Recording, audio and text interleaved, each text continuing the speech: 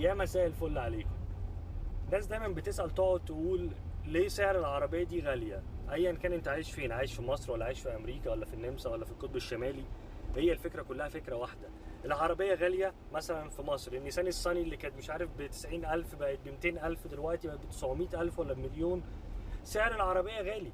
ايوه سعر العربية غالي. بتشتروها ليه؟ بتروحوا تشتروها ليه ومخليين العربية مش موجودة اصلا في التوكيل؟ مخلين العربية اساسا صعب انك تلاقيها. العربيات البي ام بقت غالية. تمام، بتشتروها ليه؟ هنا مثلا في امريكا عربية مش عارف ايه غلط، الناس مش هتشتريها. بس للاسف بتيجي تروح التوكيل بتاع العربيه موجوده، لا العربيه لسه في اون باك اوردر ومش عارفين نعمل لها اوردر، فلازم تستنى كام شهر. احنا السبب في ان الاسعار بتغلى، لان الحاجه لما بتغلى ما بنعملش وقفه او نقول مش هنشتري العربيه دي، لا بالعكس، انت مش بتلاقيها اساسا موجوده في التوكيل من كتر ما الناس بتشتري العربيه.